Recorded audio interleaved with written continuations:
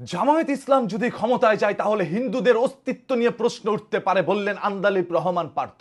আমার হিন্দু ভাই বোনদের বলতে চাচ্ছি, ওনারা যদি ক্ষমতায় আসে তাহলে আপনাদের অস্তিত্ব নিয়ে প্রশ্ন হবেন। আন্দালিব রহমান পার্থ শুধু এটাই বলেন নাই, তিনি আরো বলেছেন এই জামায়াত ইসলামী নারীদের অধিকার ছিনিয়ে নিতে চায় এবং নারীদেরকে পতিতাবৃত্তি করে বলে দাবিও করেছে জামায়াত ইসলাম। ওই দলের বড় নেতার মুখ থেকে বের হয়ে গিয়েছে নারীদের প্রতি কত অসম্মান।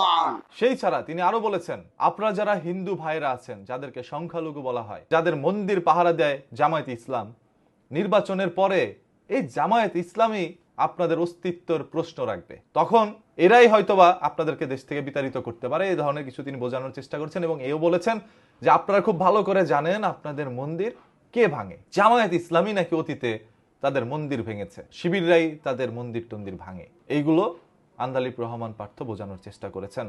জামায়াত ইসলাম স্বাধীনতার বিরোধী। 1971 সালের স্বাধীনতা যেটা আমাদের অহংকার, আমরা একটা মানুষের সাথে গর্ব করে বলতে পারি আমরা একটি স্বাধীন দেশে বসবাস করি, যদিও আমরা পরাধীন, কিন্তু বলতে তো পারি।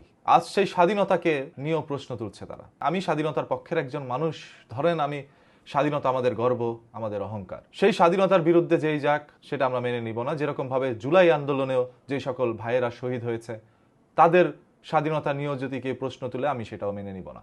আন্দালিব রহমান পার্থ জামায়াত ইসলামকে সরাসরি এই ধরনের প্রশ্নগুলো ছুড়ে দিলেন এবং মানুষকে বললেন তারা যদি ক্ষমতায় আসে তাহলে অবস্থা খুবই খারাপ হবে দেশের। হিন্দু ভাইদেরকে টার্গেটটা এই জন্যই করেছে যে জামায়াত ইসলাম একটি ইসলামিক দল, তারা চায় দেশের মধ্যে ইসলামের কিছু নিয়ম কারণ তারা ফলো করতে এবং এই দেশের মধ্যে ইসলামের কিছু নিয়ম কারণ তারা চালু করতে।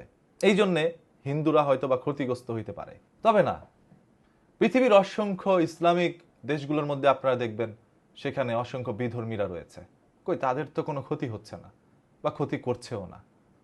আমাদের পার্শ্ববর্তী দেশ যেখানে মুসলিমরা হচ্ছে সংখ্যালঘু, সেইখানে যদি আপনারা তাকান দেখবেন এই হিন্দুরাই সেই সকল মুসলিমদের উপরে দুদিন পর পর অন্যায় অত্যাচার করে, অনেকের জীবনও কেড়ে নেয়।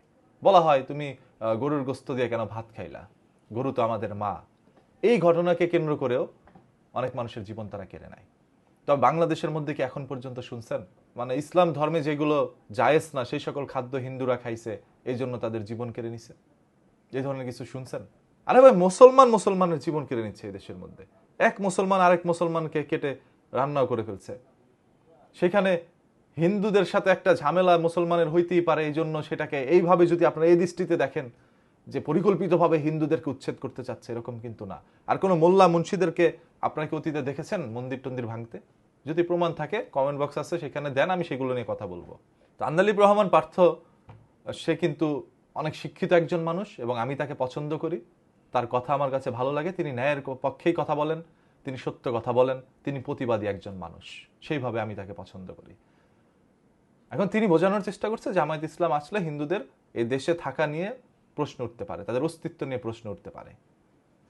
তো এই কথাটি আসলে কতটুকু সত্য যারা জামায়াত ইসলামের সমর্থক আছেন তারা জানিয়েন, কারণ যেহেতু ব্যারিস্টার একজন মানুষ সেই ধরনের কথা বলছে, নিশ্চয়ই অনেক ভেবে চিন্তেই বলেছেন। তাই এটার বিশ্লেষণ আপনারা দেন, আপনারা অনেক শিক্ষিত লোক আছেন এখানে, আপনারা দেন, আপনাদের মতামতের অপেক্ষায় রইলাম।